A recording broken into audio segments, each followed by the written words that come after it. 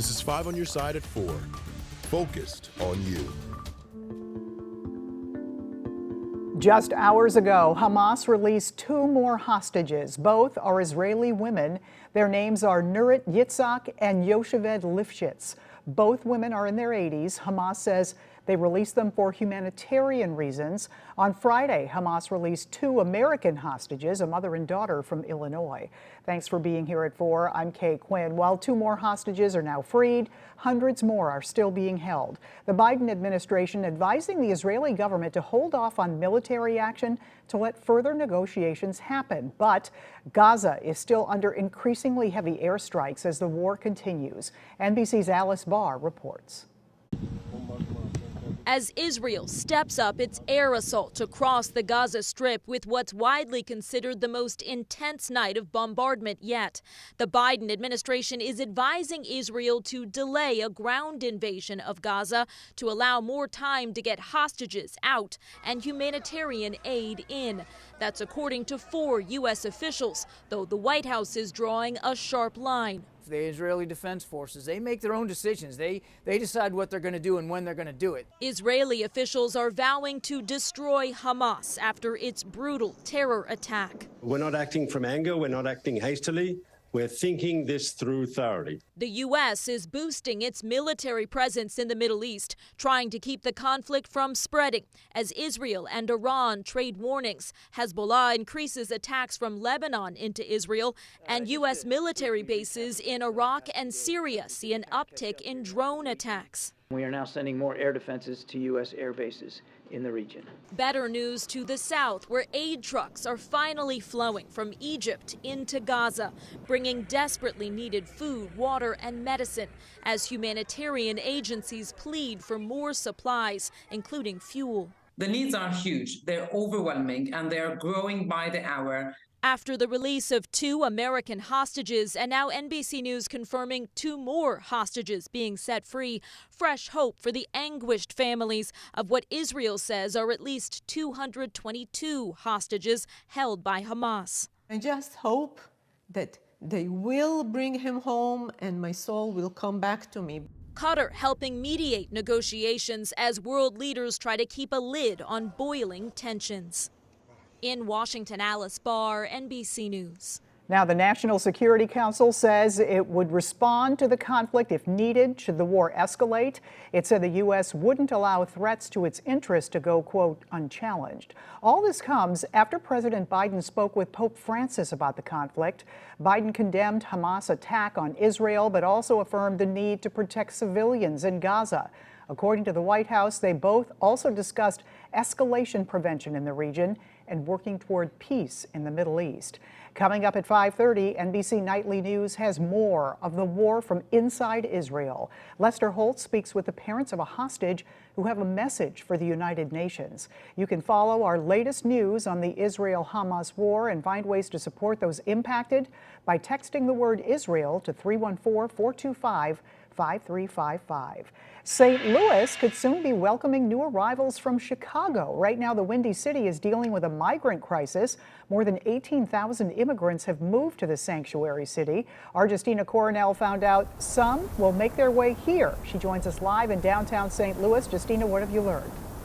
Yeah, Kay, so the International Institute tells me that this will be a gradual move and they will recruit migrants from Chicago and beyond. Now, just last month, the International Institute launched its new program, Latino Outreach Program, and the goal is to make St. Louis the focal point for newly arrived Latino immigrants to permanently move to the region. The vice president of the program said he went to Chicago last weekend to see if this could be an option. The priority is to recruit workers from the humanitarian parole program, which includes Venezuela, Cuba, Nicaragua, and Haiti. Now, these migrants already have a sponsor and work permit. Earlier today, I caught up with Collective Thread, a manufacturing facility hiring new arrivals. They say they are ready to assist. Absolutely. Right now,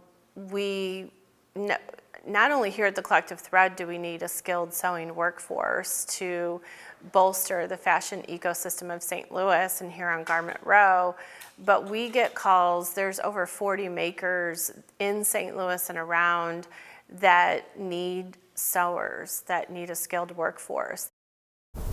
Now, they are just one of the organizations stepping up to help new arrivals, and the International Institute invites more to do the same.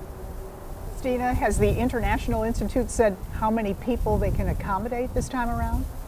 So they tell me right now they have 12 beds. Soon that will jump up to 100, and they hope to have 500 within the first year. Reporting in downtown St. Louis, Justina Cornell, 5 on your side. All right, thank you, Justina. The St. Louis County police officer arrested last weekend for firing shots at a Tillman Elementary School trunk-or-treat event has resigned from the force. Matthew McCullough faces multiple charges, including armed criminal action, endangering the welfare of a child, unlawful use of a weapon, and making a terrorist threat. He was tackled by parents after making threatening statements and shooting his gun in the air several times. It all happened at North Kirkwood Middle School last Sunday. St. Louis County Police won't say when McCullough resigned. He is in custody, awaiting a bond hearing set for Friday.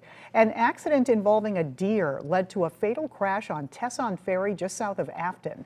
Lakeshire police say a driver hit a deer on the road near Stonell Drive around 5:30 this morning. As he got out to pull it off the road, he was struck and killed by a black SUV.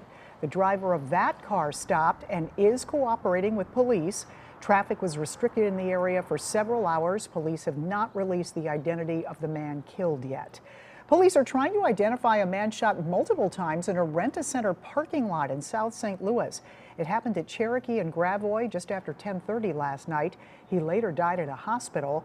Witnesses were able to provide a description of the suspects and their vehicle to police.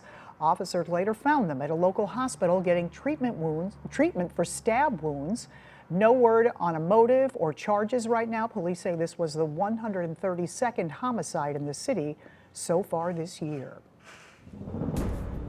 Well, another gorgeous day in the bi-state. If you like summer in late October, temperatures will flirt with the 80s all week long. Meteorologist Gary Frank talking about some changes, but they're still several days away. Yeah, it's going to be a roller coaster at some point, but we're definitely on the high side right now as we look at some of those high clouds. They're off to the south as we look in Arnold, and some of the leaves are changing. I can't stress enough that I want you to enjoy them the next week.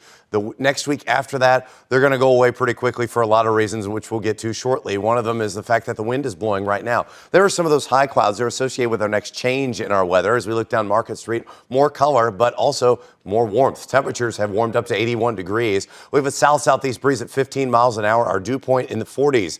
That's usually something I pretty much ignore for, a good part of 4 more months, but we're going to be worried about it the next couple of days.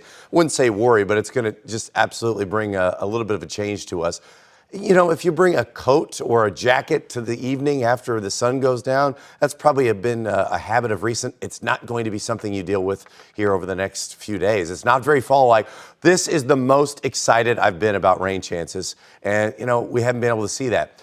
Also, I was looking for a phone app picture, but I found a trash can in there. It's because your default phone app is useless. I'm going to continue to talk about why that is and explain how it has to do with our weather pattern changes and those rain chances on the way heading into the weekend, Kay. All right, we'll see you in a few minutes. Thanks, Gary. Drivers in the Metro East, be prepared for possible traffic tie-ups. There will be some lane restrictions in St. Clair County all throughout the week. The right lane on I-5570 heading westbound closed at 9 o'clock this morning. It will stay closed until Friday at 5 p.m. That's between Illinois Route 203 and the Martin Luther King Bridge ramp. IDOT crews will be working to repair the pavement there. They recommend finding an alternate route through the area when possible. Eager to get back on track. That from Republican members of Congress as they meet once again to elect a new House Speaker. United Auto Workers expand their strike, where workers who make the popular Ram pickup truck are now on the picket lines.